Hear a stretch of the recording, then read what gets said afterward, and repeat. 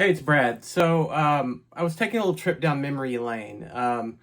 Actually, I was cleaning out a closet and I came across a big like stack of ticket stubs, and these went back like 25 years or so. And I didn't keep everything, and a lot of stuff I've never even had a ticket for, just paid at the door. But I still had a pretty good collection, and I got to thinking about all these concerts. And I was a little late to the party. I didn't start going to concerts until I was like a senior in high school. But once I got into it, I made up for lost time, and I've been going to a lot of shows for a long time. And so I thought about, hey, what are the best shows I've ever seen, or what are the worst shows I've ever seen? And I want to talk about it a little bit. I didn't want to do worst shows because I don't know, it's just not me. I don't know. I don't want to trash somebody else's performance or whatever. And obviously, if I spent money to go see them, they're obviously more popular than I ever was. So credit to them. So it's just not my style. It's not nice. So I thought about maybe what are the shows that I'm most embarrassed that I ever went to, that I had no place being at. And even the best shows are hard to talk about because it's like, how do you compare a blues show with a rock show, with a country show, with jazz? And, so what I ended up coming up with was the most interesting shows I've been to, the most story worthy. So I decided to come up with like a top five, with some bonuses in there. Let's get started. All right, number five. I'm going to start off with, we'll call this one Texas Flood, the Bocktoberfest that never happened. As you might gather from the name, this is not going to end with a cool concert story. This is going to end with a concert I did not make it to. Every year, there was a festival down in the little town of Shiner, Texas, where they make Shiner Bock beer at the Spetzel Brewery. They had a music festival every year where they would showcase kind of regional Texas-related musical acts. And I believe it was the fifth year of this in 1998. The bands that were playing, Texas country legend Robert Earl Keen, Fort Worth rockabilly gods Reverend Horton Heat, Ian Moore, who is kind of like if Steve Vai was born in Austin and grew up on brisket, Reckless Kelly, Marsha Ball.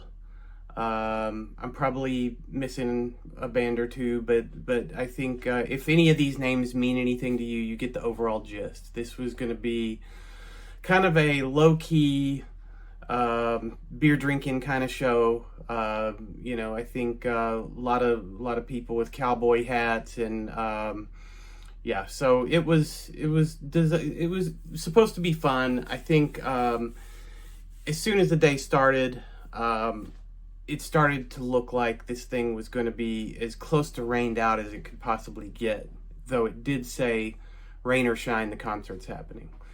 So my friends and I decided we're going to go. And, as long as they have a roof over the band and they still play, if we stand out in the rain and throw mud at each other, it'll still be fun. But as we're driving down there, to get there, basically you go due south from Austin to San Marcos, and then take a left, and then drive another, 30, 40 miles. I could be wrong, but I mean, that's from my memory. And as I get into the San Marcos area, this rain is getting so severe that the windshield wipers are just giving me a little millisecond glimpse into what's in front of me. Otherwise, I can't even see what's going on. It's like somebody has a fire hose aimed directly at the windshield. And, I'm following some friends. We've got a little caravan going. It's challenging. Looking back, we didn't have Garmin GPS. We didn't have cell phones. So we're kind of doing our best, but we've got this caravan going, and as we make the turn from San Marcos, it's looking pretty serious. Like the the Noah's pager is going off. Like your services may be needed. And as we get there, I couldn't even tell if my friends were the car in front of me still. Like it was, and we're just going on this straight highway through various farms and fields on either side, and then suddenly I just see brake lights in front of me, and I have to come to a pretty quick stop. And ends up that there is a river has just formed from all the runoff and is going across the highway and has just completely washed it out. So this is not going to happen. We're not going to be able to make that trip. So I actually had to grab a MapQuest, which I don't even know if these exist anymore, but it was like a little booklet I had for like Central Texas, and I was trying to see if there was an alternate route, and it didn't seem like there was a practical way. It was kind of like, okay, yeah, just drive down an hour and a half to San Antonio and then come back around. Like there really wasn't another way to get there that was practical. So I got out, ran to the car in front of me, and we had our game plan. That we're going to drive back to San Marcos because several of these people went to college there at what is now called Texas State. At the time, I believed it was Southwest Texas State University. They had a flash of brevity and decided to shorten that name up a little bit. But they lived in a big house there, several of them. So we're all going to meet up there. So we drive back to San Marcos. And as I get there, is definitely from the frying pan into the fire, because if you've ever been to San Marcos, the whole thing revolves around water and rivers, and there is an insane amount of flooding going on. And there were so many roads closed that it was a real challenge to even find this house without getting flooded out, because they can't even keep up with closing the streets, because streets are flooding left and right. And before the night was over, the National Guard would be there, trying to help with this. So it was a epic flood. And so I find this house, and it's up on a hill, which becomes very important because as the floods continue, it ends up that the rivers and the flooding actually forms an island around this one neighborhood. Like there is no way out. And so we're basically in this house on this hill in a neighborhood with probably 20, 30 houses that are all kind of stuck on this island together. But I reach the house, make sure it's the right place. I go inside and I see some friends there. I will say, I don't think this is a bad thing to say, but definitely my friend's college experience and my college experience are not the same. The house that they lived in was probably at least as big as the house I live in now as an adult. Like they had a very large house, a very nice house. It definitely had the vibe of college people live here. But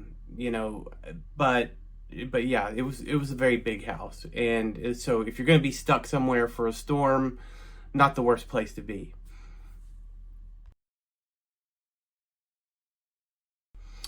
Okay, so now we're at the house, and I go inside, and I know most of the people there. Most of them are Granbury people.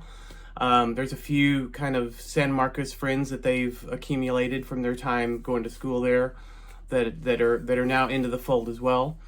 And they're like just kind of playing cards and, hanging out. And, time starts to go by, and we're there hours and hours. And, we're having a fairly good time. There was a little bit of tension. I think once we figured out that we couldn't leave, it makes even the best situation seem not that great, because you automatically want to be somewhere else. But we would spend some time kind of going outside and just watching the floods. Like there was some significant runoff just in the street in front of this place. They were on a hill, and just diagonal there was this river running in front of the house. At one point, I remember a gigantic, like industrial-sized blue trash can just came floating down the street. I did jump on it and attempt to surf on the trash can. Once I got up there, I realized this probably wasn't a very good idea, because I realized just how high up I was. I was about 4 feet high, and I knew as soon as I fell, I was going to be directly horizontal and hit the street. That's precisely what happened, but I believe my shoulder is now back in place, so we're fine there. What was interesting about this is okay, the whole neighborhood are college people, and that age group is not known for planning or stockpiling of goods. When you go to the grocery store, you buy what you need for that day or that week. And it wasn't long before resources started to grow thin. One house might be running out of beer. Another house, someone ran out of cigarettes. Many houses were out of food, and it didn't take long. And it was really interesting how quickly this little neighborhood, this hill, developed its own like dystopian economy. People were out in the street like, hey, you got cigarettes? Okay, I'll trade you. I've got this. And there were like these things happening out in the street. We made some kind of trade. I don't remember what it was, but I talked to some girl across the street. And she was just like, yeah, come over. And I walked into this house, and it was a very strange experience, because my friend and I walk into this house, and there's this girl, and then this other girl walks up, and both of them had this very kind of culty, weird vibe to them. They were like, hello, come on in. And I look over, and there's like this big black light felt picture on the wall of like a glow-in-the-dark tiger. And you smell like incense and patchouli, and there's like the beads that are dividing the living room from the kitchen. It's like, okay, yeah, I'm at a hippie's house. And the whole place felt like I'd walked into Frank Zappa's house, like circa 1971. And they kept talking about this guy almost like he was like some kind of deity to them. They were just like, oh, well, Christopher told us that we could just grab something from the kitchen. And I definitely got the vibe that there was some kind of old school Utah stuff going on. Like maybe they were both his girlfriend or something. It was very strange, but it did feel like I was at some kind of like cult house.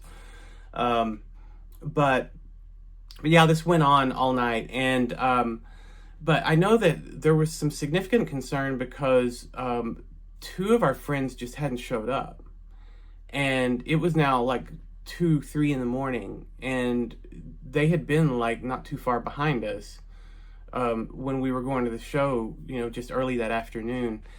And at some point they walked in the door, and they were drenched like head to toe, and it ends up that they had come up to one of those big rivers and decided to try to cross it. And from their story, they started to have trouble, getting across the water. And next thing they know, the water is like next to their eye level in the car. And the next thing, they're going off. They like had to escape.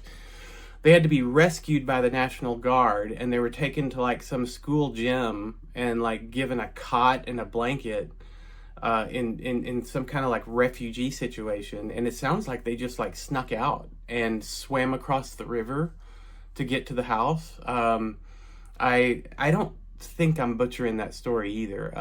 But yeah, it was an adventure. We all survived. I assume that, Reckless Kelly and Ian Moore and Robert Earl Keen were able to continue without us. I think the show still happened, but anyway, that's my first concert story of the concert that I never made it to.